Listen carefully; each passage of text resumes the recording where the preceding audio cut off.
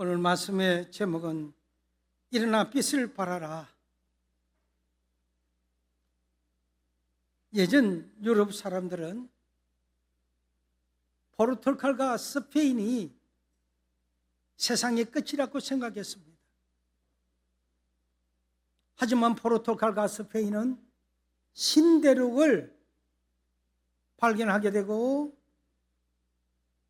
세상의 끝인 줄 알았던 포르투갈과 스페인은 강대국으로서 새로운 시작을 하게 됩니다.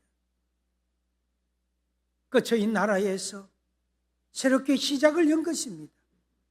부활도 마찬가지입니다. 부활의 주님을 만나면 내 인생은 새롭게 시작됩니다. 과거는 죽고 새롭게 시작되었기 때문입니다. 성경에서 끝은 사망이라고 합니다. 하지만 사도 바울은 고린도전서 15장 이하에 이렇게 말을 하고 있습니다. 이 사망을 조롱합니다. 우리의 마음에도 이런 사망과 같은 절망들이 있습니다. 하지만 부활의 주님을 알게 되면 새로운 시작을 할 수 있게 됩니다. 아브라함도 100세가 되어 그의 인생을 새롭게 시작했습니다. 아들 이삭을 100세가 되어서 낳았기 때문입니다. 그는 하나님을 믿는 믿음으로 자신도 그의 아내도 자식을 낳을 수 없는 상황 가운데서 아들을 낳을 수 있었습니다. 오늘 부활의 아침에 이와 같은 믿음이 있어야 합니다. 부활의 능력은 믿음에서 나오기 때문입니다. 하나님께 크게 쓰임받았던 사람들은 모두 변화된 인생에서 시작되었습니다. 따라서 그들은 하나님을 믿는 믿음으로 위대한 역사를 열어나갈 수가 있었습니다. 우리는 세상 죄를 짊어지고 십자가에 죽으신 예수 그리스도께서 사흘 만에 부활하신 것을 온 땅에 선포하기 위하여 이 자리에 모였습니다. 우리는 부활하신 다음 지금도 살아계시사 만유의 주가 되시고 예수 그리스도께 경배와 찬양을 드리기 위하여 이 자리에 모였습니다.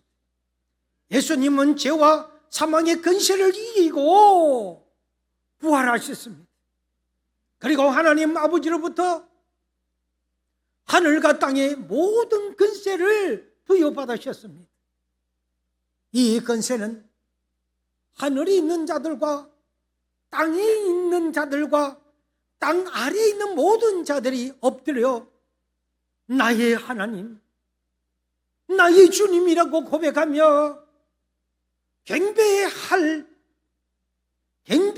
할 절대 근세요, 최고의 근세요, 영원한 근세를 가려키는 겁니다. 따라서 우주 만물 가운데 예수 그리스도보다 더 높으신 분은 아무도 없습니다. 그분보다 더 영광스러운 분, 그분보다 더 능력 있는 분은 없습니다.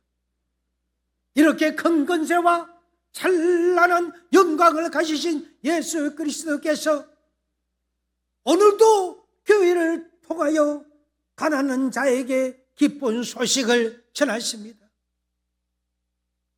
백명자를 치료하십니다. 악한 영에게 눌린 자를 풀어주십니다.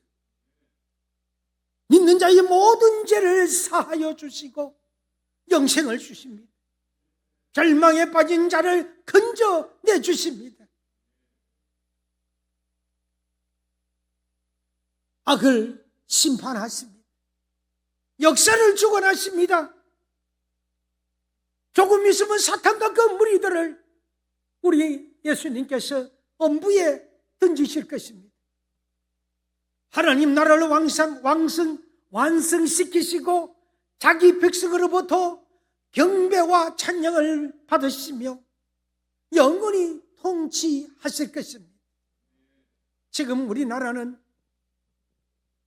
우리 후손들의 그 운명을 좌우할 수 있는 중요한 기로에 서 있습니다.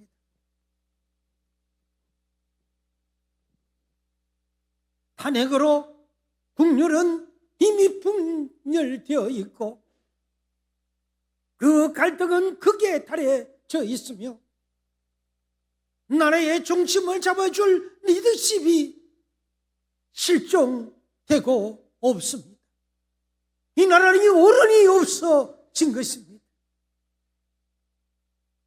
법과 원칙이 잘 지켜지지 않고 있습니다. 직장을 얻지 못하는 젊은 이들의 그 삶은 어역을 잊고 방황하고 있습니다. 세계는 미국과 이란의 전쟁으로 말미암아 불안 속에 헤매고 있으며 오일 쇼크로 인하여 기름값은 지속적으로 치솟고 있고 모든 물가도 따라서 덩달아 치솟고 있습니다. 이런 일에 대하여 아무도 미래를 예측할 수 없는 실정에 놓여 있으며 단칸방에서 신음하고 있는 서민들은 그 수가 점점 더 늘어나고 있고 가정이 무너지고 있는 실정입니다. 청소년들 가운데는 선과 악의 경계선을 지워버린 도덕 불강증이 확산되고 있기에 많은 사람들이 이 나라의 앞날을 놓고 불안을 감추지 못하고 있는 것입니다. 나쁜 일을 저지러도 어른이 야단을 칠 수가 없습니다.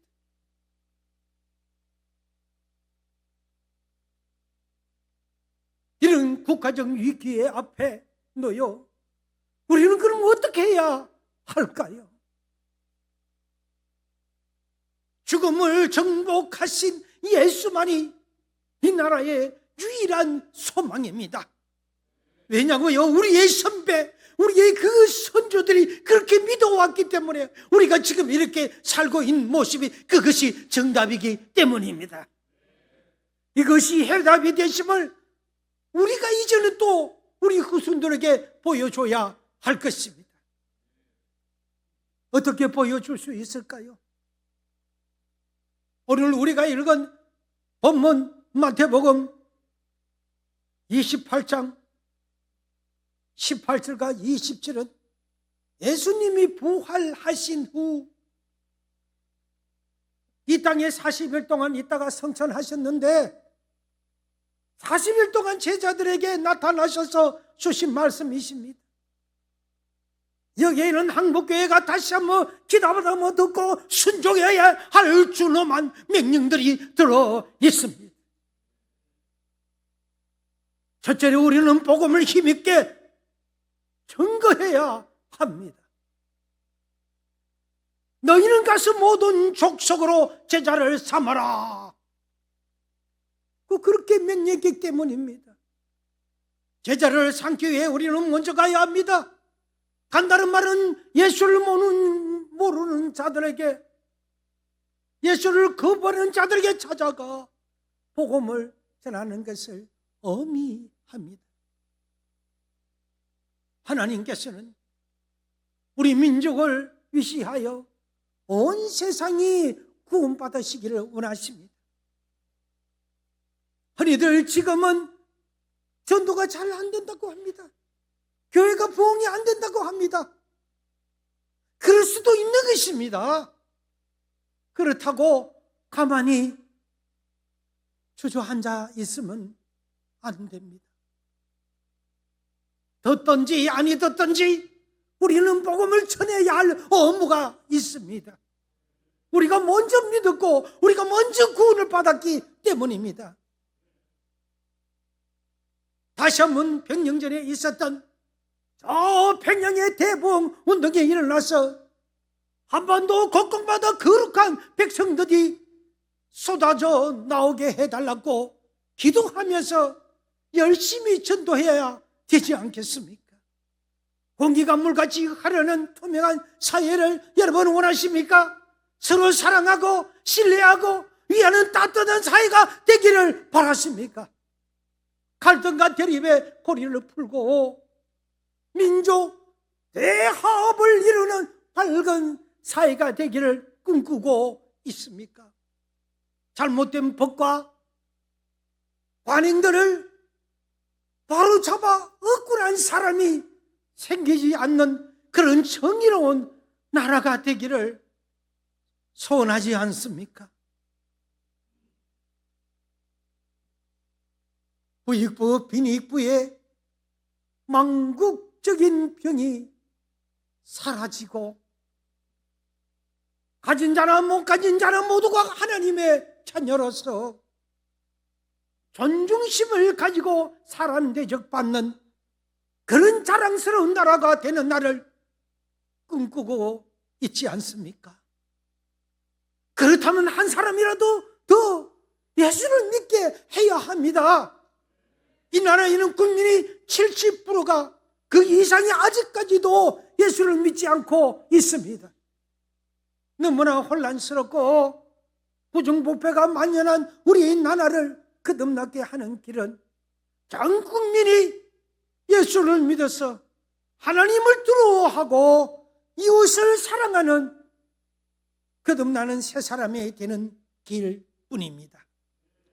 이 일을 위해 우리 모두는 가서 복음을 전하라는 예수님의 엄숙한 명령을 순종해야 합니다. 이 나라에 믿지 않는 자가 하나도 남아있지 않을 때까지 우리는 열심히 달려가 그 예수님을 증거합시다. 여기에 이 나라에 소망이 있습니다. 두 번째, 예수님의 말씀을 배우고 순종하는 제자가 되어야 합니다. 제자를 만들라는 말씀은 우리가 예수님을 배우고 따르고 순종하며 그를 닮는 작은 예수가 되라는 의미를 담고 있기 때문입니다. 예수의 사랑, 예수의 선하심, 예수의 거룩함, 예수의 희생, 예수의 나라, 예수의 권세, 예수의 영광을 우리의 인격과 삶을 통하여 세상에 보게 하라는 것입니다. 그래서 사람들이 감동을 받도록 하라는 것입니다. 따라서 우리들의 영적 생활에 있어서 커다란 도전은 우리 자신이 예수님과 같았고 주장할 수 있어야 하며, 또 우리는 오늘을 살고 있는 살아있는 예수라고 말할 수 있어야 한다는 사실입니다. 역사를 연구하는 학자들의 말을 들으며 40년 가까이 일제의 강점기 때 남의 나라 종살이를 하고 곧이어 동족끼리 피를 흘리는 참혹한 6.25 전쟁을 치른 국민이 반세기도 되지 않아서 잿더미 위에서 빈손으로 선진국들과 어깨를 나누더니만 이제는 북한 국가로 만든 경우는 세계 전체에도 우리나라 말고는 없다고 합니다. 이것은 하나님께서 위대한 선배들의 순교적인 그 피를 보시고 그 기도를 보시고 또 우리의 간절한 그 기도를 들으시고 허락하신 그 축복임이 틀림이 없다고 확신합니다. 그러나 안타깝게도 우리는 그동안 하나님이 주신 그 복을 제대로 감당하지 못하고 말았습니다. 집집마다 수준급 있는 고급 성룡차를 굴리면서 세상 즐기는 재미의 맛이 들기 시작하자 모르는 사이에 우리는 예수를 닮는 제자가 되기보다는 세상 사람을 닮아가는 이상한 존재가 되어 가고 있었던 것입니다. 지금 우리 주변에서 성경을 들고 교회를 떠나드는 우리들을 향해 무엇이라고 빈정거리는지 들어보셨습니까? 저들은 믿는다고 하면서 우리하고 다른 것이 뭐가 있어? 왜 이런 쓴소리를 우리가 들어야 합니까? 일그러진 우리의 모습에서 살아계신 예수님을 찾아보기 힘들기 때문입니다. 예수님이 향기를 나타내는 그 향기를 전하지 못하기 때문입니다. 그래서 남다른 감동을 받지 못하고 있는 것입니다. 언제까지 이런 모습으로 남아 있어야 하겠습니까? 하루빨리 우리가 작은 예수, 살아있는 예수의 그 이미지를 회복할 수 있도록 노력해야 하지 않겠습니까?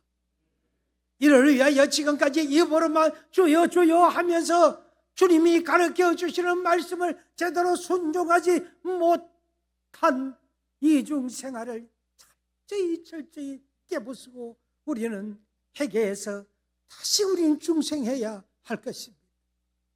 사람들이 돈 한다고 예수 믿는 우리가 똑같이 돈 하면서 사람을 속이고 돈의 노예가 되어서야 되겠습니까?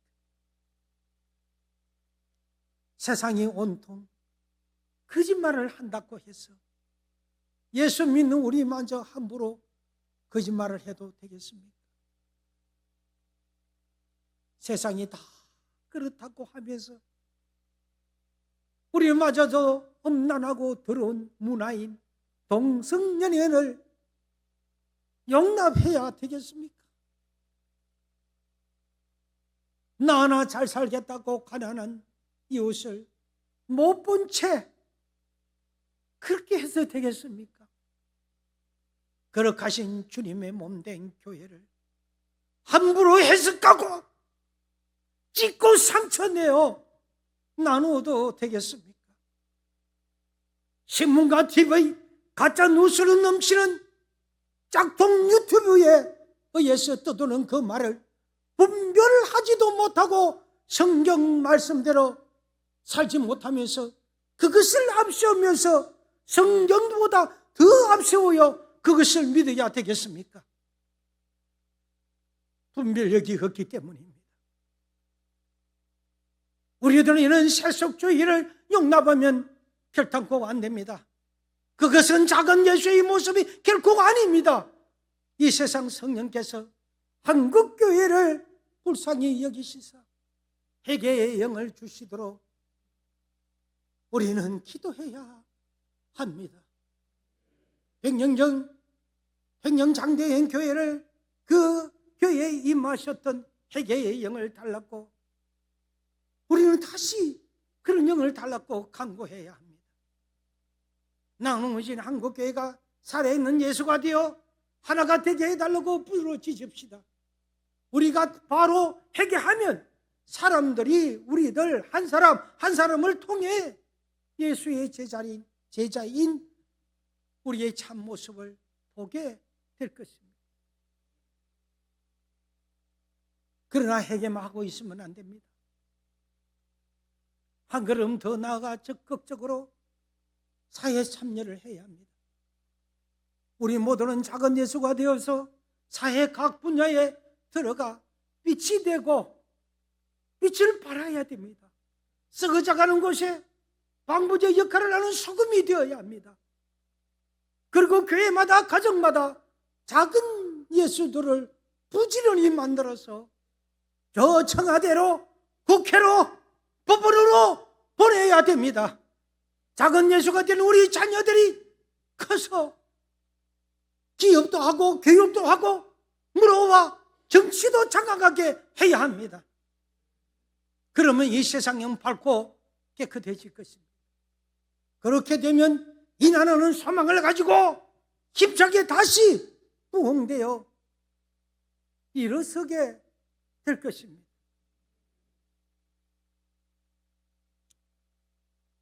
셋째로 부활하신 예수님의 약속을 믿고 선한 삶을 살아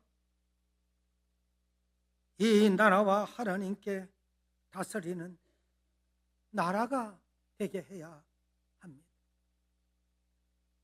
하늘과 땅의 모든 권세를 가지신 부활의 주님은 이렇게 우리에게 약속하셨기 때문입니다. 볼지어다 내가 세상 끝날까지 너희와 항상 함께 있으리라. 왜 이런 약속을 우리 주님이 하셨을까요? 세상이 너무 악하여 교회가 모든 족속으로 제자를 삼으라는 주님의 명령을 순종하기 위해서는 끊임없이 선한 싸움을 싸워야 하기 때문입니다. 영적 정도는 지상교회의 그 숙명입니다. 두려워하지 말고 당당하게 싸워 승리해야 합니다. 주님이 함께 하신다고 약속했기 때문에 예수 그리스도는 승리자가 되시는 것입니다. 너희가 세상에서는 환난을 당하나 담대하라. 내가 세상을 이기었노라. 우리의 힘으로는 안 되지만은 주님은 승리자가 되시는 것입니다. 부활하신 예수님을 하나님으로 인정하느냐 안 하느냐에 따라 개인은 물론 국가의 운명이 달라질 수가 있습니다. 예수를 거부하는 사회는 지옥이 되고 예수를 거부하는 인간은 사탄을 닮아가게 됩니다. 세계 역사가 우리에게 남겨준 엄숙한 교훈이기 때문입니다. 대표적인 예가 공산주의라 할 수 있습니다. 20세기를 접어들면서 수십 년 동안 공산주의는 사람들이 내리에서 하나님에 대한 생각을 말끔히 쓸어내려고 온갖 악랄한 방법을 다 동원했습니다. 북한을 여러분 한번 보십시오. 북한을 통해 이 사실을 너무나 생생하게 보여주는 것입니다. 한국교회는 공산주의 국가들이 경험한 비극을 다시 반복하지 않기 위해 하나님의 존재를 잃어버린 교만한 세대가 나라를 주도하게 내버려 두어서는 결단코 안 됩니다. 얼마나 지금이 어려운 시대입니까? 세상 끝날까지 항상 함께 하시겠다는 부활의 주님의 약속을 의지하고 무슨 속도로 퍼지고 있는 반기독교적, 탈기독교적, 비기독교적인 사상과 우리는 싸워 승리해야 합니다. 하나님의 존재를 통째로 부정하는 주체 사상과 같은 정치 이념을 용납해서는 결코 안 됩니다. 우리는 민족주의라는 이름으로 포장해서 어떤 시기든 통일만 되면 좋겠다는 순진한 통일지상주의를 우리는 경계해야 합니다. 거기에는 하나님과 예수 그리스도를 밀어내는 반기도적인 그런 사상이 숨어 있기 때문입니다.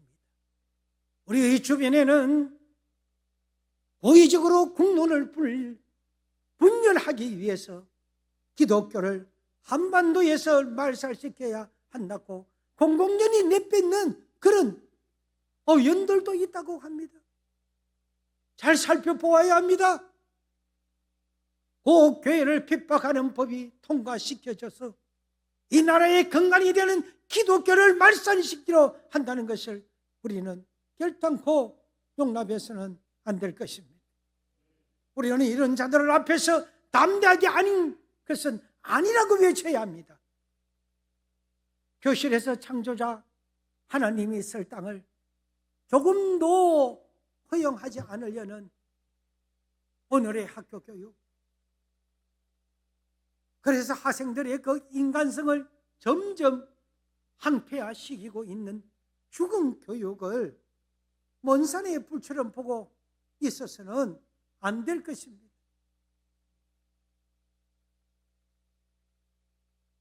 우리는 비기독적인 법이 국회를 통과시키게 놔두어서는 안 됩니다. 기도해야 할 것입니다.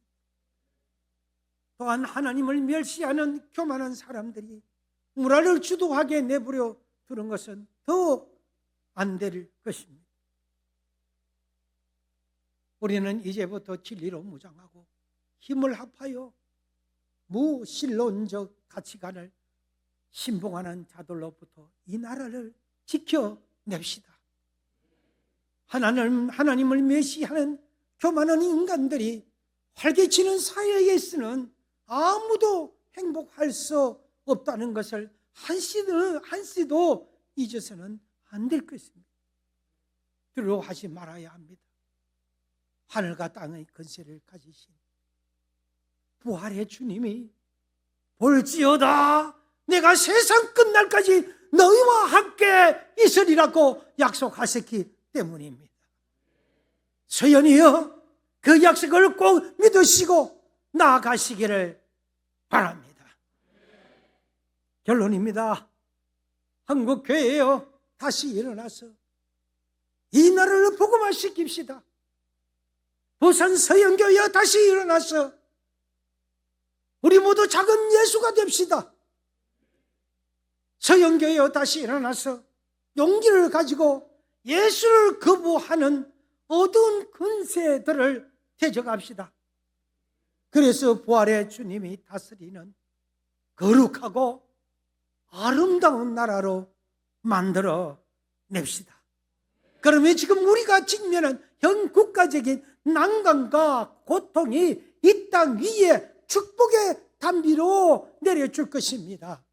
또한 부활하신 예수님의 그 언정에 이 시간 예배드리는 모든 서열의 성도님들이 함께 하시기를 축원드립니다.